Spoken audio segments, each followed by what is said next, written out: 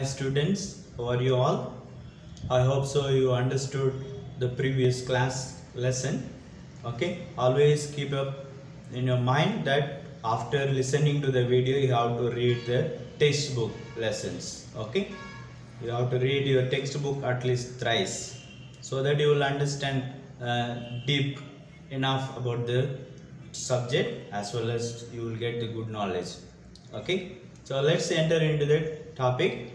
So today we are going to discuss about the Mendelian experiment. So the previous class number, what are we discussed about the Mendel, the Gregor Johann Mendel history. அவர் எதனால் அந்த பீ பிளான்ட்டை எடுத்தாரு, அதனுடைய specialised characters என்னன்னு பார்த்தோம். 7 they were the pea plant was selected because he was able to identify 7 contrasting trait என்ன 7 வகையான வேறுபட்ட கேரக்டர்ஸ் வந்து அந்த பீ பிளான்ட்ஸில் இருந்தது. It was helping him to do his research more and more, and that's why he succeeded in that. அதுக்கப்புறம் அவர் calculation mathematic calculation use பண்ணார். இந்த mathematic calculation use பண்ணுற ஸ்கொயர் நம்ம புன்னட் ஸ்கொயர் என்னும். ஓகே, இந்த புன்னட் ஸ்கொயர் யூஸ் பண்ணி அந்த ஆஃப்ஸ்ப்ரிங்குடைய நம்பர்ஸ் கவுண்ட் பண்ணார். That was helping him accurately to say this many products, this many offsprings are produced by these experiments. Okay, so let's enter into the topic. Mendelian experiment. Mendelian experiment அவர் Mendelian அந்த Gregor Johann Mendel experiment conduct பண்ணுறது முன்னாடி அவர் எடுத்த பிளான்ட்டுடைய nature எப்படி இருக்குன்னா self pollination. இப்போ ஒரு pure plant, இன்னொரு பியூர் பிளான்ட், இந்த ரெண்டுத்தையும் இந்த பியூர் பிளான்ட்டில் வர offspring bears that of the parents. இப்போ ஒரு பேரண்ட்டு வந்து டால் பிளான்ட் இருக்குது, அந்த அதனுடைய ஆஃப் ஸ்ப்ரிங் எப்படி இருக்கும், டாலாக தான் இருக்கும். ஒரு டார்க் பிளான்ட், ஷார்ட் பிளான்ட் இருக்குது, அதனுடைய ஆஃப் ஸ்ப்ரிங் ஷார்ட்டாக தான் இருக்கும். ஸோ செல்ஃப் பாலினேஷன் அதான் கிடைக்கும், பியூரிட்டி ஆஃப் தி கேமெட்ஸ். அந்த டால் பிளான்ட்டுடைய நேச்சரு அந்த ஆஃப்ஸ்ப்ரிங்கில் இருக்கும். இப்போ ரோஸ் பிளான்ட் எடுத்திங்கன்னா ரோஸ் பிளான்ட் தான் உங்களுக்கு கிடைக்கும். Okay, so because it's having its own nature. அது போல தான், புரியுதா என்ன சொல்கிறேன்ட்டு? So tall plant this we call it and pure breed. இந்த பீ பிளான்ட்ஸ் வந்து செல்ஃப் பாலினேஷன். ஸோ அப்போ அதை நம்ம கிராஸ் பாலினேஷன் பண்ணால் தான் நமக்குடைய கேரக்டர் கிடைக்கும்.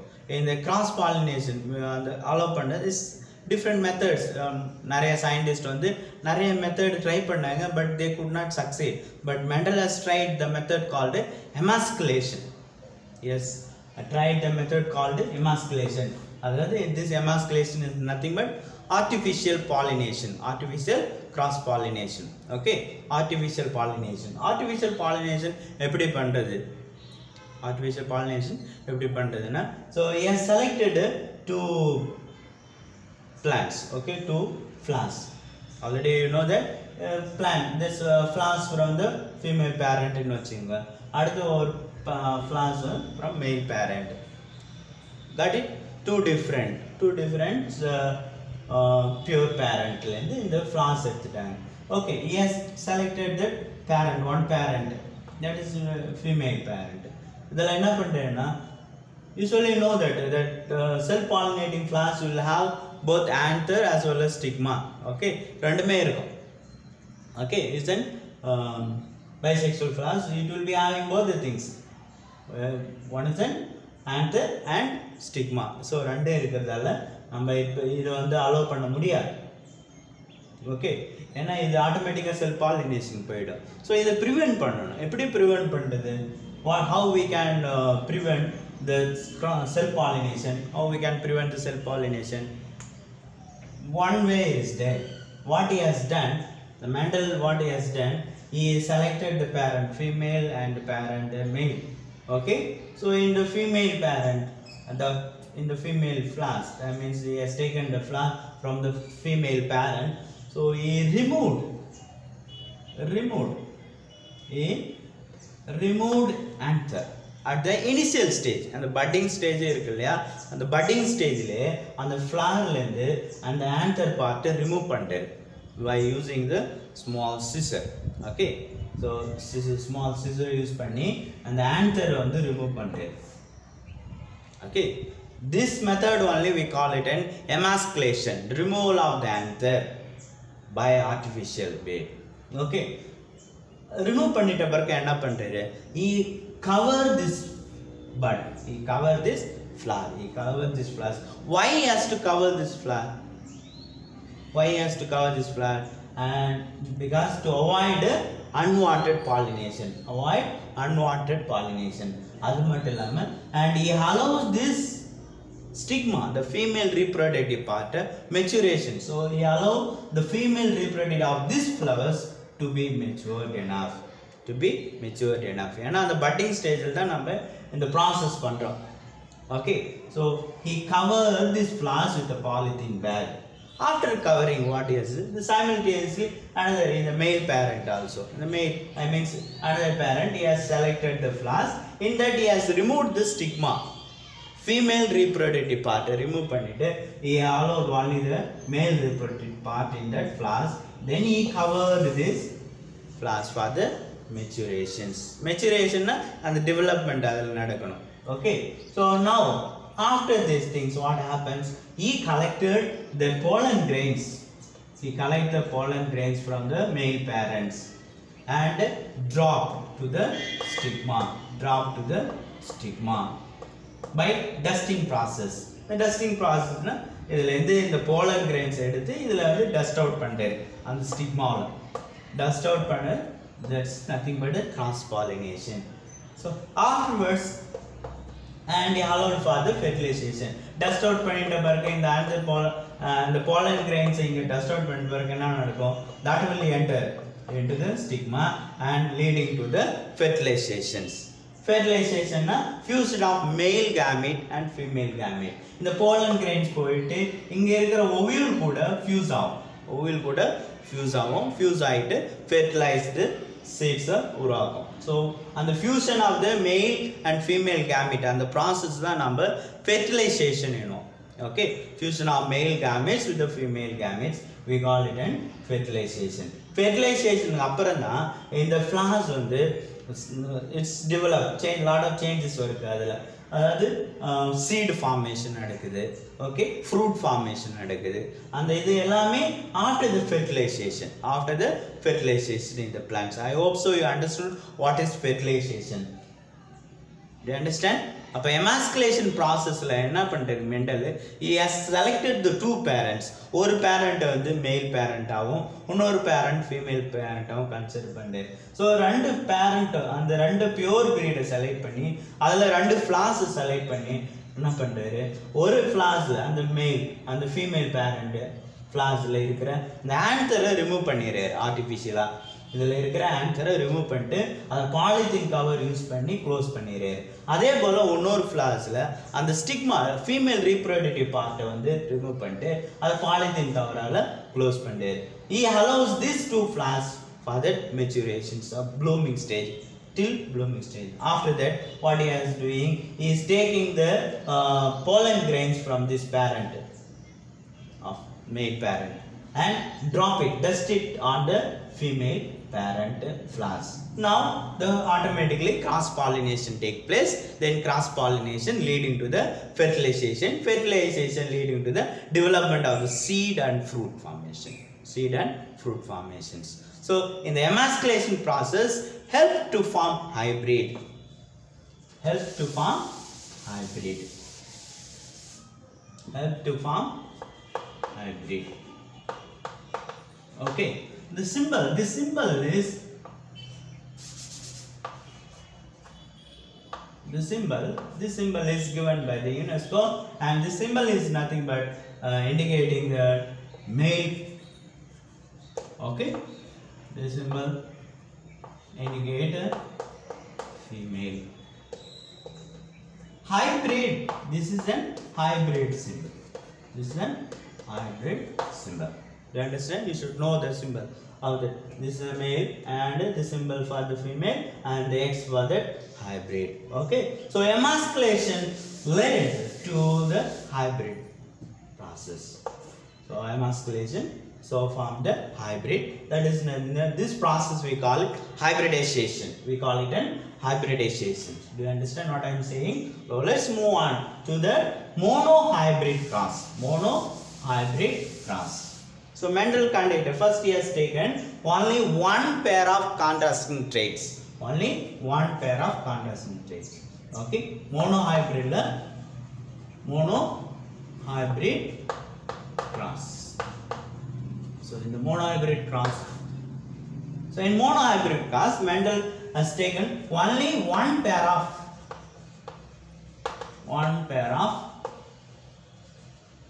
contrasting trait. Okay, contrasting traits. One pair of contrasting characters in solla, traits in solla. Okay, one pair. அது என்னது parent 1 அவர் செலக்ட் பண்ணது ஒரு parent 1. Okay, or parent as male or female or whatever it is. Parent 1, it is having the character in a character tallness. Okay, இதான் அதனுடைய character. Parent 1 உடைய character நம்ம எடுத்து tallness ன்னு எடுத்துக்கிறோம். Okay, அதனுடைய factors என்னது? Factors அதனுடைய factor எது? Factors T. Okay, factor is the factors. So why we are denoting as gaps? It's a dominating. Always it's a dominating factor. That's why we are denoting is as a capital letter T. Okay, this is parent 1. Parent 2. The parent 2. அதுக்கு opposite character இருக்கு. டால்னஸ்க்கு அப்படியே கான்ட்ராஸ்டா என்ன இருக்கும்? Contrast என்ன தெரியுங்களா? வேறுபட்டது. Okay, contrast. So opposite, டால்னஸ்க்கு ஆப்போசிட்டான கேரக்டர் என்னது? ஷார்ட். அது வந்து டெக்னிக்கல் டேர்ம்ல டார்க்னும். Okay, dwarfness. Okay, short. டார்க்னஸ்னா ஷார்ட். டார்க்னஸ்னா short.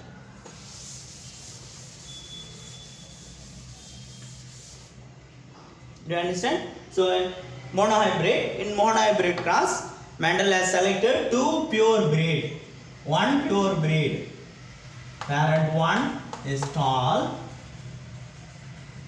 Okay, parent 2 is dark.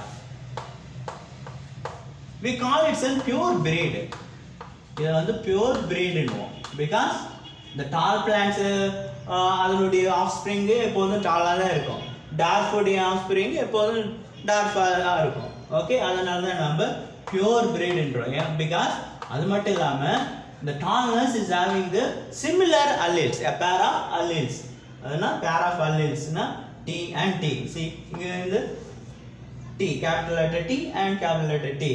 These alleles are similar. A pair of alleles in the tallness trait is similar. Do you understand what I am saying? So இந்த allele சிமிலரா இருந்ததால நம்ம homozygous allele என்றோம், இல்ல homozygous condition என்றோம். இந்த pure breed எல்லாமே homozygous கண்டிஷன்ல தான் இருக்கும். Pure breed எல்லாமே ஹோமோசைகஸ் கண்டிஷன்ல தான் இருக்கும். ஹோமோசைகஸ்னா நான் ஏற்கனவே இந்த ஃபர்ஸ்ட் செஷன்ல சொல்லிக்கிறேன். The terms related with the genetics, homozygous condition. Okay, a pair of alleles which are similar to the trait. ஒரு trait உடைய pair of alleles similar-ஆ இருந்துச்சுன்னா அது homozygous syndrome. Okay, dissimilar alleles for a trait. Dissimilar alleles for a trait. ஒரு trait-க்கு உரிய அந்த alleles வந்து different-ஆ இருந்துச்சுன்னா அது heterozygous ன்னு சொல்றோம். You understand what I am saying? Homozygous-னா ஒரு trait, ஒரு character-க்கு உடைய allele சேமா இருக்கும், சிமிலரா இருக்கும், அது ஹோமோசைகஸ் கண்டிஷன். இப்போ ஒரு கேரக்டர் கூடிய அல்லீல் வந்து டிஃப்ரெண்டா இருக்குது, ஒரு கேரக்டர் கூடிய அல்லீல் வந்து டிஃப்ரெண்டா இருக்குது. ஓகே, அப்படின்னா அதை ஹெட்ரோசைகஸ் கண்டிஷன் சொல்லுவோம். இது பியூர் பிரீட், பியூர் டால்னஸ் வந்து பியூர், ஏன்னா ஹோமோசைகஸ், இந்த டார்க் என்றது ஹோமோசைகஸ். ஓகே, இந்த இரண்டு வேறுபட்ட பிளான்ட், ஒரு ரெண்டு வேறுபட்ட குணநலன் இருக்கிற ரெண்டு பிளான்ட்டை, ரெண்டு பியூர் பிளான்ட் எடுத்து கிராஸ் பண்ணிட்டாரு. அதுதான் monohybrid crossing. So Mendel has taken two pure breed of one pair of contrasting traits. Two pure breed, ரெண்டு pure breed அதை எடுத்து கிராஸ் பண்ணிட்டாரு with one pair of contrasting traits. இதுல tallness கூடிய contrast வந்து dark. So it's a pair of contrasting traits. One pair of contrasting traits. Mendel has taken two pure breed, two pure parent, with one pair of contrasting traits and crossed and crossed. Okay, so ரெண்டு pure parent எடுத்து அதுல வந்து ஒரு character ஒரு character tall dwarf, a pair of character வந்து ஒரு character இருக்கும்போது ஒரு plantல வந்து tall இருக்கு, ஒரு plantல வந்து dwarf இருக்கு. So இது வந்து one pair of contrasting traits. Do you understand what I am saying? மெண்டல் என்ன பண்ணாரு, ரெண்டு பிளான்ட் எடுத்தாரு, அந்த ரெண்டு பிளான்ட்டும் pure breed. Okay, homozygous condition தான். இந்த ரெண்டு பிளான்ட் எடுத்து அதில் வேறுபட்ட ஒரு கேரக்டர்ஸ் வந்து கிராஸ் பண்ணாரு. வேறுபட்ட கேரக்டர்ஸ்னா டால்னஸ், darkness, a pair of contrasting character. Yes, taken two pure breed of the plants with one pair of contrasting traits. With one pair of contrasting traits. Okay. So now listen, this is parent. What we call it an tall, dwarf. Okay, pure breed. இது ஒரு parent, இது ஒரு parent. அதனுடைய character என்னது, டால். இந்த ஒரு பிளான்டோட character வந்து tall, இதுக்கு கான்ட்ராஸ்டிங் கேரக்டர் வந்து டார்ஃப். ஓகே, ஸோ இப்போ அதுக்குடைய அல்லீல் என்னது, T T capital letter. Okay, அது கிராஸ் பண்ணாங்க. இதுக்குரிய அல்லீல் என்னது, ஸ்மால் லெட்டர் டி, டி ரிசர்சிவ்ன்றாங்க. Okay, you know what is dominant and recessive. எது வந்து எக்ஸ்பிரஸ் ஆகுதோ அந்த கேரக்டர் வந்து டாமினன்ட்டு, எது எக்ஸ்பிரஸ் ஆகலையோ அது ரிசர்சிவ். ஓகே, இப்போ இது ஒரு பிளான்ட்டு, இது ஒரு பிளான்ட் பியூர் பிரீட். இதில் கேரக்டர் என்ன எடுத்துக்கிறாங்க, டால்னஸ். ஓகே, அதுக்கு கான்ட்ராஸ்டாக எது இருக்கு, டார்க். ஸோ பேரா இப்போ so since it is homozygous, ஒரு அல்லீல் மட்டும் தான் என்ட்ரு ஆகும். இதுலேருந்து ஒரு அல்லீல் தான் ஃபியூஷனுக்கு என்ட்ரு ஆகும். ஓகே, இதுலேருந்து ஒரு அல்லீல் ஒரு பேரண்ட்லேருந்து, இது ஒரு பேரண்ட் இல்லையா, இதுலேருந்து ஒரு அல்லீல் வருது, இதுலேருந்து ஒரு அல்லீல் வருது. ஸோ இது ரெண்டும் ஃபியூஸ் ஆகுது, இது ரெண்டும் ஃபியூஸ் ஆகுது. ஃபெர்டிலைசேஷன். ஓகே, ஃபெர்டிலைசேஷன் நடக்குது, அதாவது கேமெட் ஃபார்மேஷன், ஃபெர்டிலைசர் ரீயூனைட் ஆகுது. Do you understand what I am saying? புரியுதுங்களா? ஸோ டால் பிளான்ட் இருக்கு இல்லையா, அதனுடைய கேமெட்ஸ் என்னது, ஃபேக்டர்ஸ் டிடி. டார்ஃபுடைய கேமெட்ஸ் என்னது, டிடி. ஸோ இது ஹோமோசைகஸ் கண்டிஷனில் இருக்கும்போது என்ன நடக்குன்னா, so only one allele from the parent enters for the fusion. Only one allele from the parent enters for the fusions. So இதில் ஹோமோசைகஸ் கண்டிஷன், ஸோ ஒரு allele enter ஆகுது. இதுலேயும் ஹோமோசைகஸ் கண்டிஷன், ஒரு allele enter ஆகுது. இப்போ fusion நடக்குது. Fusion நடந்துட்டு பிறகு F1 generation. So F1 generations. So F1 generations, அதாவது ஃபர்ஸ்ட் ஜென்ரேஷன் சொல்லுவாங்க. Okay, first generation R ஃபீலியல் generation 1 என்னவாங்க. இந்த ஃபர்ஸ்ட் ஜென்ரேஷன்ல என்ன கிடைக்குதுன்னா ஆல் டால் பிளான்ஸ் தான். ஆல் டால் பிளான்ஸ், எல்லாமே டால் பிளான்ஸ். F1 ஜென்ரேஷன்ல கிடைக்கிற எல்லாமே டால் பிளான்ஸாக இருக்கு. ஓகே, ஆனால் அதனுடைய ஜீனோடைப் பார்த்தீங்கன்னா இஸ் டிஃப்ரெண்ட். ஸோ இது ஹெட்ரோசைகஸ் கண்டிஷன், ஏன்னா இது ஒரு டாமினன்ட் அல்லீல், இது ஒரு ரிசெசிவ் அல்லீல். அதனுடைய இது சேமாக இல்லை, சிமிலராக இல்லை, டிஃப்ரெண்டாக இருக்குது. அதனால் இது வந்து ஹைப்ரிட். அதனால் இது hybrid. Okay, so since they are having the different alleles for the trait, different alleles for the trait. F1 hybrid, do you understand? So parent எடுத்துக்கிறாங்க, ஒரு parent all parent, ஒரு parent dark parent ன்னு எடுத்துக்கிட்டாரு. இது crossing பண்ணாரு, cross pollination. இது cross pollination பண்ணாரு. Cross pollination பண்ணோம்னா என்ன நடக்குதுன்னா, இந்த F1 ஜென்ரேஷன் நமக்கு கிடைக்கிற எல்லா பிளான்ட்டும் டாலாக இருக்குது. ஆனால் அந்த ஜெனட்டிக் மேக்கப், அந்த அல்லீல்ஸ் வந்து டிஃப்ரெண்டாக இருக்குது. So this is hybrid. ஏன்னா இது ஒன்று, இது ஒரு டால், இது பியூர், இது pure. So we get it and hybrid. Okay, you want to know இதே தான் எல்லாத்துக்கும், எல்லா ஜென்ரேஷனும், எல்லா ப்ராசஸும் நடக்குமான்ட்டு. So what he has taken,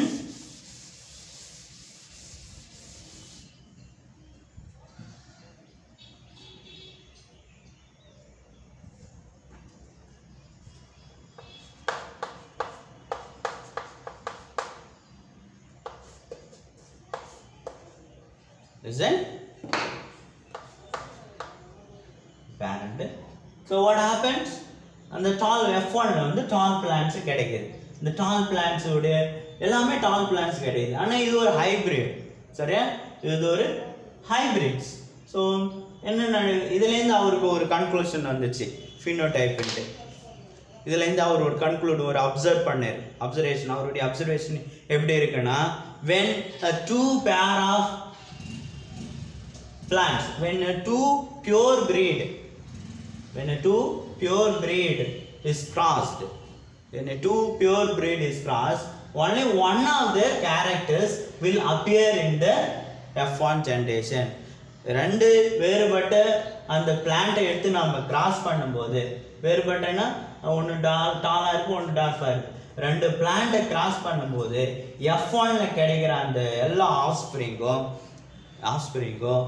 ஏதாவது ஒரு பேரண்ட்டுடைய ட்ரேட்டை மட்டும்தான் எக்ஸ்பிரஸ் பண்ணும். இந்த பேரண்ட்டுடைய கேரக்டர் என்னது? டால். இந்த பேரண்ட்டுடைய கேரக்டர் என்னது? டார்ஃப். ஆனால் அதை கிராசிங் பண்ணும்போது நமக்கு F1ல வந்து எல்லாம் டால் பிளான்ட் கிடைக்குது, எல்லாமே டால் பிளான்ட் கிடைக்குது. இதுலேருந்து அவருடைய அப்சர்வேஷன் என்ன இருக்குன்னா, when we cross two pure parents in F1 generation, only one of the parent character will appear. F1 generation only one of the parent character will appear. Either that will be a tall or dwarf.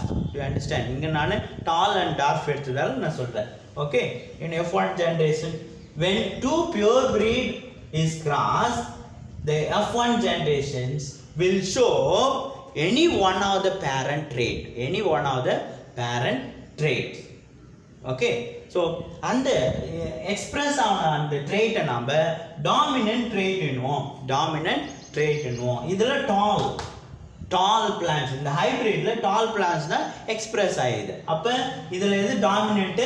tallness தான் dominant. Okay, the allele is a dominant allele. The allele is a dominant allele. The T is a dominant allele. Okay, do you understand? So Mendel வந்து okay இது அடுத்த ஜென்ரேஷன்லேயும் அப்படி தான் நடக்குமா அப்படின்னு ஒரு confusion வந்துடுச்சு. அதனால் என்ன பண்ணுறாரு, இந்த F1 ஜென்ரேஷன் ஆஃப்ஸ்பிரிங் இருக்கு இல்லையா, அதை வந்து செல்ஃப் பாலினேஷனுக்கு அலோவ் பண்ணுறாரு. அடுத்த ஜென்ரேஷன் படிக்கிறார் அவர் F2. ஓகே, இந்த F1 என்ன பண்ணுறாரு, F1 ஜென்ரேஷனை செல்ஃப் பாலினேஷனுக்கு அலோவ் பண்ணுறாரு. Self pollination. Okay, self pollination-க்கு allow பண்றாரு. So எப்படி அது ஒரு புன்னட் ஸ்கொயர் மூலமா அதை எக்ஸ்பிளைன் பண்றாரு நமக்கு. Okay,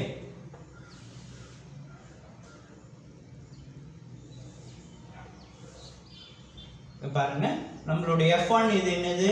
T and T. இங்கே F1 T and T. So டோட்டலா நமக்கு இது டிஃபரண்ட் ஃபேக்டர்ஸ். கரெக்ட்டா? இது ஹோமோசைகஸ் இல்ல ஹெட்ரோசைகஸ் கண்டிஷன். அப்ப இங்க ரெண்டு allele இங்க ரெண்டு allele நமக்கு கிடைக்குது. So we will write இத நாம ஃபீமேல் பேரண்ட்டா கன்சிடர் பண்றோம். இதுல சேம் இத நாம மேலா கன்சிடர் பண்றோம். ஓகே, நமக்கு எத்தனை கேமெட்ஸ்? 1 2 3 4 கேமெட்ஸ் கிடைச்சு. சரியா? இது செல்ஃப் பாலினேஷன் F1 ஜெனரேஷனை செல்ஃப் பாலினேஷன் அலோவ் பண்ணிட்டு அது புன்னட் ஸ்கொயர் மூலமா எக்ஸ்பிளைன் பண்ணுது. இந்த புன்னட் ஸ்கொயர் எதுக்கு யூஸ் பண்ணாங்கன்னா, it is giving the accurate calculation of the offsprings. ஆஃப்ஸ்பிரிங்களுடைய அக்யூரேட் கால்குலேஷன் கொடுக்கும். இப்போ நாம என்ன பண்றோம், இந்த ஃபேக்டர் இருக்கு இல்லையா, இந்த ஃபேக்டர் கூட யூனைட் ஆகுது. அப்ப நமக்கு என்ன கிடைக்கும்? T and T.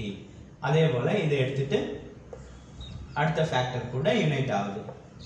T and T.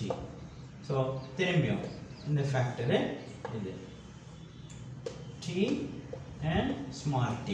திரும்பி அதே ஃபேக்டர் உங்களுக்கு small t. அப்ப இது tall, இதுவும் tall, இந்த இதுவும் tall, இந்த இதுவும் tall, இதுவும் dwarf. இப்ப மெண்டலுக்கு ஒரு ஆச்சரியம் வந்தது. F1 ஜென்ரேஷனை அவர் வந்து செல் பாலினேஷன் அலோவ் பண்ணும்போது அந்த F2 ஜென்ரேஷன் இருக்கு இல்லையா, இந்த F2 ஜென்ரேஷன்ஸ் அதோட ஆஃப்ஸ்பிரிங் எல்லாமே டால்னஸை காமிக்குது, டார்ஃபையும் காமிக்குது. இப்போ இந்த டார்ஃப் வந்து F1ல வந்து எக்ஸ்பிரஸ் ஆகலை, டார்ஃப்னஸ் வந்து F1ல எக்ஸ்பிரஸ் ஆகலை, ஆனால் F2ல எக்ஸ்பிரஸ் ஆகுது. அதனால் அவர் செகண்ட் அப்சர்வேஷன் அடுத்தது என்ன சொல்கிறேன்னா, though this recessive trait is not appeared in F1 generation, it is able to reappear in F2 generation. அவருடைய செகண்ட் அப்சர்வேஷன் இதான், though the recessive trait which is not able to express in F1 generation and it is able to reappear in F2 generations. Okay, do you understand what I am saying? Clear? So F and the recessive trait F1 generationல வராம இருந்தாலும் F2 generationல appear ஆகுது. Okay, so based on this observation he has proposed this first law that is called law of dominance. When two pure parents are crossed with one pair of contrasting traits, only one of the trait will appear in F1 generation. The appeared trait is known as a dominant trait and this is known as law of dominance. However, the recessive trait which is not able to appear in F1 generation able to appear in F2 generation. So thereby he concluded that the factors are simply associated for the trait. The factor வந்து சும்மா இருக்குது, அந்த ட்ரேட்ல சும்மா இருக்கு, ஒண்ணுக்கு ஒன்று depend ஆகாம தனித்தனியாவே இருக்கு. Okay, that I will explain in the dihybrid cross. So let's have genotype, phenotype. Okay,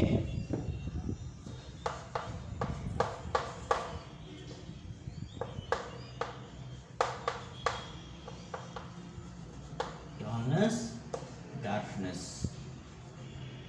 Okay, இப்போ இதனுடைய இது அதிலிருந்து ஒரு கேமெட், இதிலிருந்து ஒரு கேமெட் என்றால் ஸோ ரெண்டும் ஃபியூஸ் ஆகுது. ஸோ ஃபியூஸ் ஆகிட்டு உங்களுக்கு F1 ஜென்ரேஷன்ஸ், இந்த F1 ஜென்ரேஷன். F1ல all plants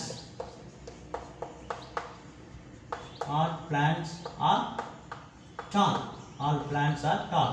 இது என்னது, phenotype genotype? all plants are tall.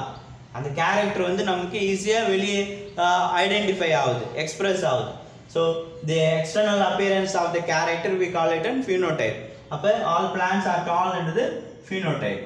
Okay, all plants are tall என்றது phenotype. இதனுடைய ஜீனோடைப் என்னது,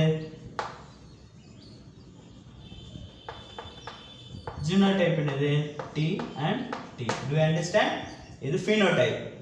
F1 ஜெனரேஷன்ல ஒரு ஹைபிரிட் வந்து எல்லாமே டாலா இருக்கு, அது எக்ஸ்பிரஸ்ட் இது ஒன்று எக்ஸ்பிரஸ் கேரக்டர் வந்து நம்ம phenotype என்றோம். அப்போ F1 ஜெனரேஷன்ல phenotype எல்லாமே டால் பிளான்ஸ். ஜீனோடைப் என்றது capital letter T, small letter T. So hybrid. Clear? Do you understand? Clear? Look at that picture. Clear? So next is F1 to F1. So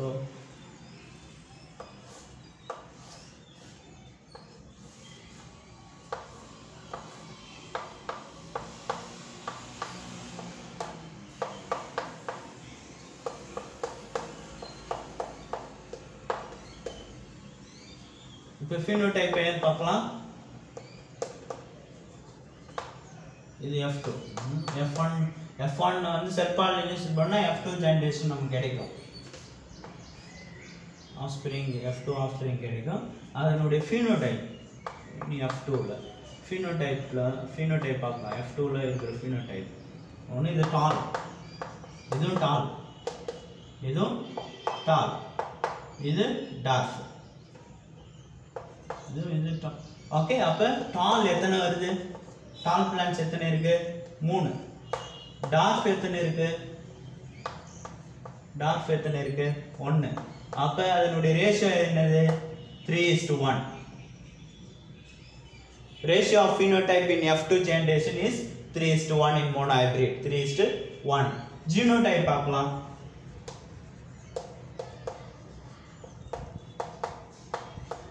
F2 genotype in F2. இதனுடைய genotype எப்படி இருக்கு? Pure homozygous condition எடுங்க. டால் வந்து pure homozygous condition எது? ஒரே ஒரு plant தான் இருக்கு. அதே ஹைபிரிட்ல டால் தானே, ஆனா அதனுடைய கண்டிஷன்ஸ் பாருங்க எத்தனை இருக்கு? Hybrid genotype 1. அடுத்தது பாருங்க டார்ஃப் எத்தனை இருக்கு? அதுவும் 1. அப்ப ரேஷியோ என்ன? 1:2:1. The ratio of genotype in F2 generation of monohybrid. The ratio of genotype in F2 generation of monohybrid is 1:2:1. 1:2:1. 1:2:1.